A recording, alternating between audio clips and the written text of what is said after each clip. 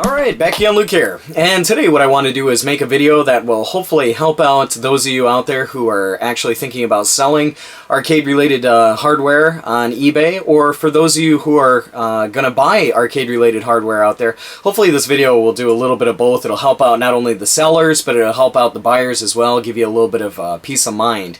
The main reason why I decided to make this video is I haven't been having the best of luck recently. I went on eBay and I decided to buy I decided to buy one arcade PCB, one that I wanted to buy.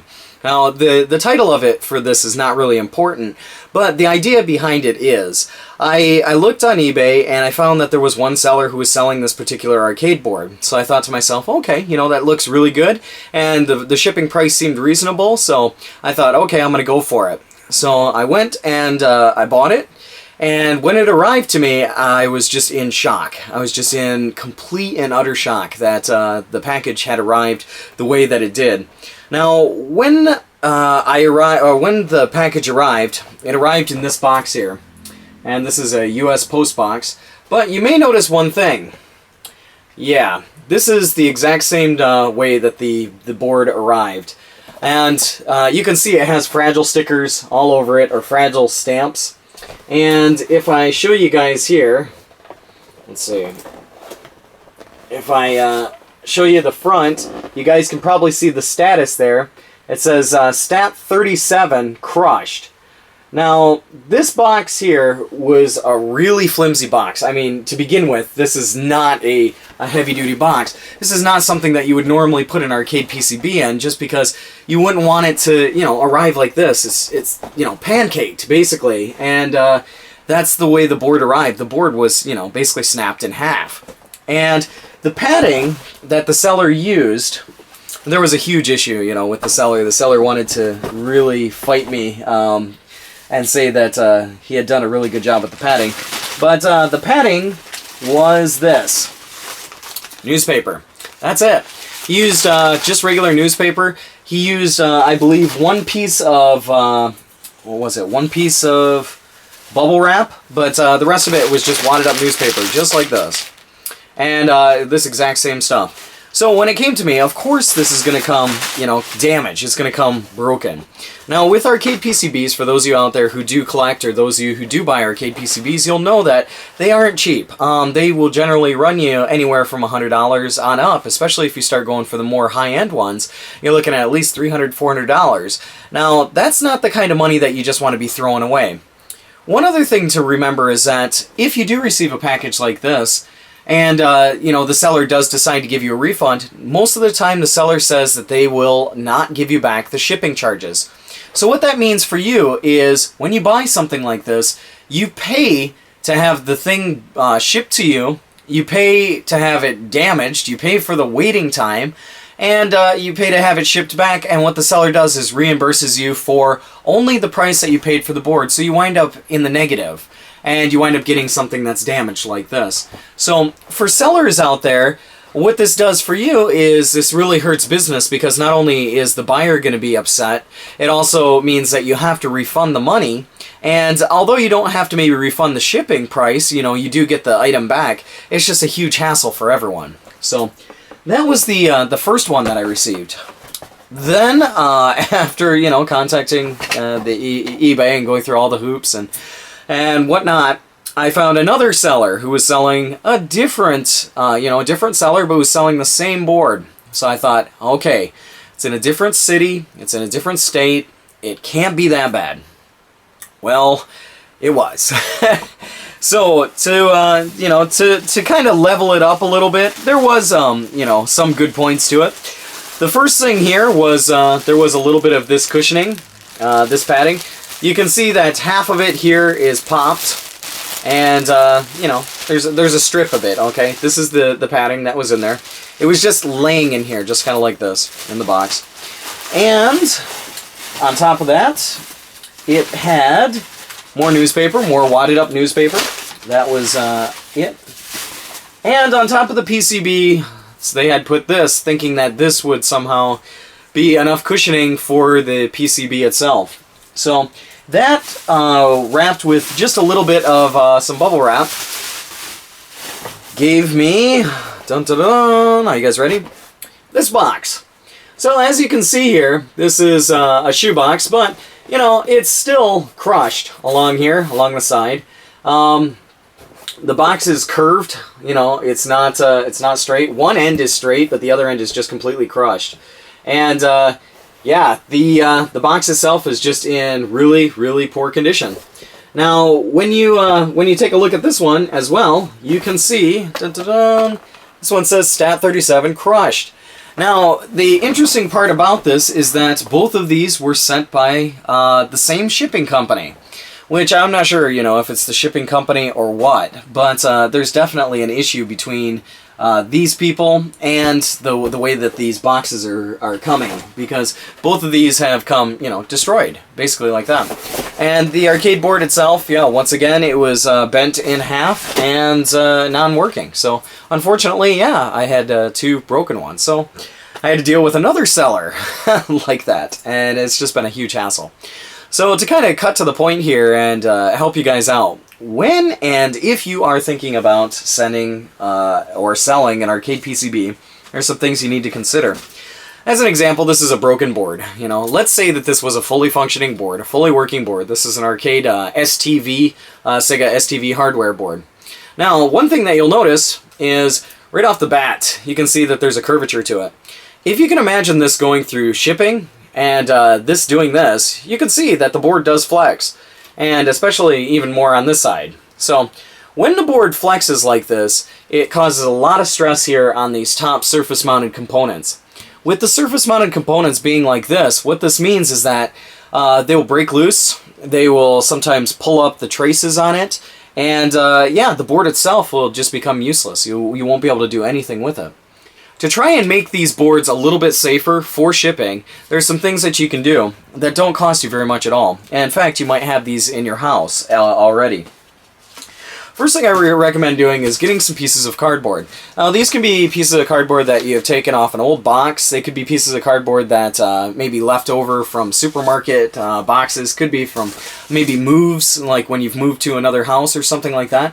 Any kind of cardboard. And as long as it's a little bit thick, what I recommend doing is maybe you can double it up and get a couple of pieces here, something like this. Make it a little bit thick so it's a little sturdy. And what we're going to do is we're going to put these pieces of cardboard on here. And we're going to put those over the top. Now what this does in the first place is it'll protect the components on the top here.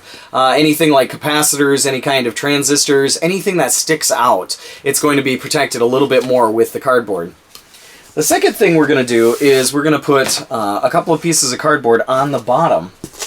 Now, don't be worried if, for example, you have a couple of pieces here on the bottom that are too big. You can always use an X-Acto knife. We can chop this down.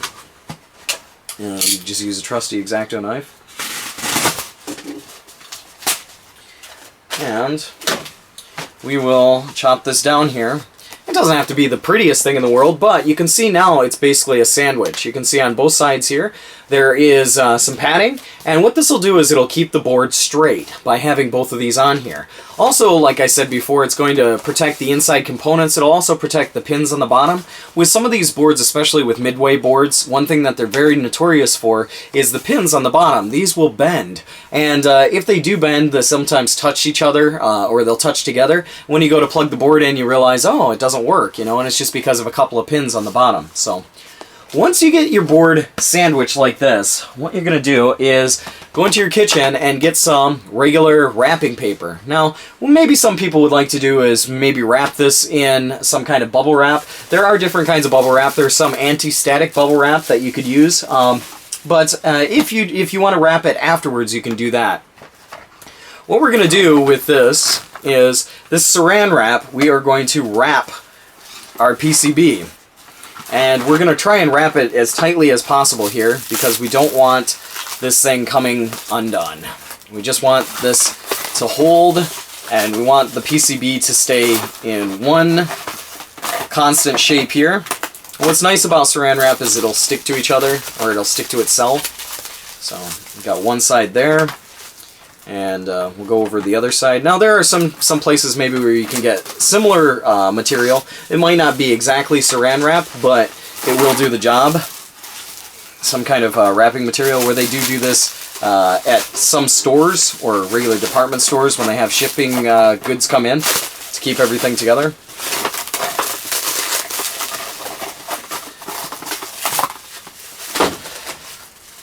And if you want to, I mean, like I had mentioned, this stuff normally just will stick to itself, but you can see here now we've got some saran wrap on there. This board is already twice as strong as it was before when we just had it by itself, alright? So, well, now what we have is, we have this thing all together here. What we're going to do is we're going to get a bit of this bubble wrap.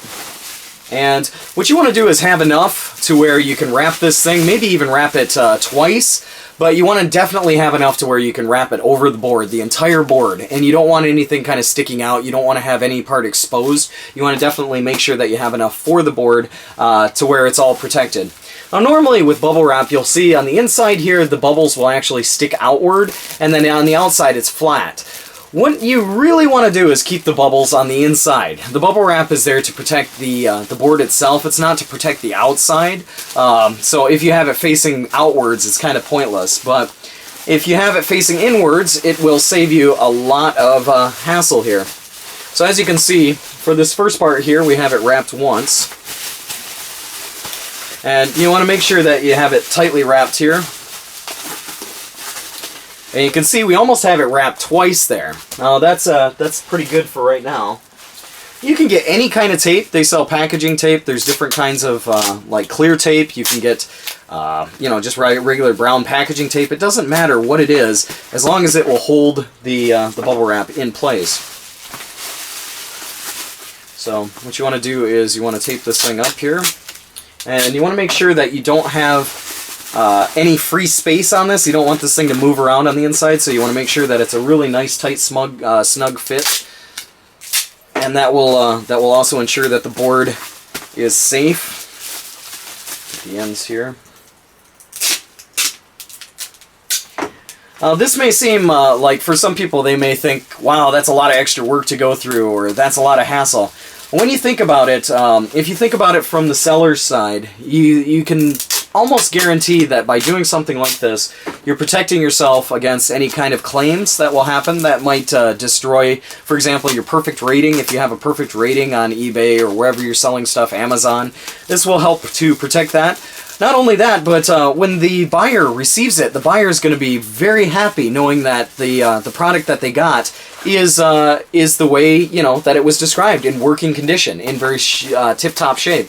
As you can see here, here is our package. You know, it may not look the prettiest from the back here. The tape is not supposed to be anything, you know, fancy, but what it's supposed to do its job. It's supposed to hold this in place.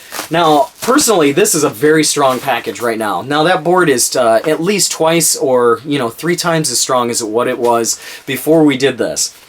Now, what it comes down to is the box. When you go to get a box here for the board, you want to get a box that's a bit bigger than what the board size is. Now, if you take a look at this one here, this one is almost exactly the same size here. And what that means as far as shipping goes is that even the smallest push on the left or on the right side here is going to cause the board to kind of flex, or it's going to cause damage to the ends of the boards. There's really not that much padding. Also on the top here, on the inside, there's really not a whole lot of space on the inside as well. So what I recommend doing is getting a bit of an oversized box, because the oversized boxes will allow you to have more places to put padding, more places to put insulation. And when it does come down to insulation, things that you might want to look into, something that many people know of, that many people hate, is this. These little styrofoam chunks or styrofoam flakes. Now, these things are really annoying to pick up, but one thing that's good about these is they have a lot of girth to them. You know, compared with some of these bigger kinds of bubble wrap that you can get, these are very, very difficult to crush. If you take a look at some regular newspaper, okay, if you have a piece of wadded up newspaper, if you go and you push it on any part, it's gonna continue to crush, and you can get this piece of newspaper, you know, as small as you want. and it doesn't take much effort at all. So you can see that our original padding, if somebody had put it into a box like this to try and fill the box, yeah, it fills the box. It fills the box full of air. And when you go and crush it, or if something lands on it, all it does is just do that. When you use things like styrofoam here, these styrofoam ones, when you go and you push on this, this is not going to collapse. Yeah, sure, it might snap a little bit in certain spots, but it's not going to completely collapse on itself. So it provides a lot more padding and a lot more durability. Another thing that you can use is different pieces of styrofoam like this. Now, if you wanted to, you could even go an extra step, and, you know, you could put more styrofoam on the outside of this to even ensure that this is more and more solid. And all that does is just reassure the, you know, the board, reassure you, reassure your customer that all of the things that they order are going to come and they're going to be intact. This is almost a 100% guarantee. The main reason why is because this is really strong as well. I mean, it's not Superman kind of strong here, but this is definitely going to hold a bit of pressure, even a couple of you know, strong hits to the top. It might flex a little bit, and a strong, really strong hit might cause it to snap. But when you start to put it together like this, even the strongest a hit is probably just going to cause a dent on the inside. It's not going to cause the board to snap in half. So these are some things to really consider when you go to ship off an arcade board, because if you don't, the results are just going to be horrible. Like I said, even half wrapping an arcade board like this and trying to send it out, once again, you can see that the bubbles here are sticking on the outside, doesn't provide any kind of padding for the inside here. And if it's a board that has more than one layer, then you're looking at even more trouble, because sometimes in between these two boards, you'll see that there isn't any protection right here. Maybe there's just a small little space, and when you start to put pressure on it, it does flex. And don't worry, this is a broken board, but you can even hear it. Like, you know, how safe do you feel when you send a board out and the board is doing this, you know? This is what it's doing in shipping because there's no padding. You know, you could actually put extra padding in here, just a little piece of styrofoam, get something to put in between here to brace it, and yeah, you're saving yourself a lot of hassle, a lot of time, and a lot of headache, to be honest. So that's about all I wanted to share with you guys here, and I thought that it's, you know, like I had mentioned, I've been having some really bad experiences, especially with recent arcade purchases, that just haven't gone well, and the main reason why it hasn't gone well is just because of poor shipping, and, you know, somebody not taking the extra, you know, 5 minutes just to wrap it up really properly, make it look nice, make it look neat, and make it stable, you know, to make sure that it arrived, especially when it's going overseas. If it's just a local thing, maybe if it's just going around your neighborhood, maybe you don't have to take this much precaution unless your mail service is something that you really don't trust. But if it's something that's going overseas, especially if it's something that's going surface mail and then air mail, you know that from surface mail it might be going around to different locations, different cities, and then once it goes airmail, who knows what'll happen, you know, when people start just tossing the boards around and throwing the box around, and sometimes boxes get pushed on top of other boxes. It could only be a matter of moments before something that appears to be very sturdy and strong and appears to have a lot of packaging on the inside becomes a complete nightmare for you and for the seller and buyer itself. So just something to consider here, and thought that I'd make this video to hopefully help you guys out so you don't have to go through the same hassle as I have. But yeah, that's about all for me for right now. Like always, I'll put up another video here soon, so thanks for watching.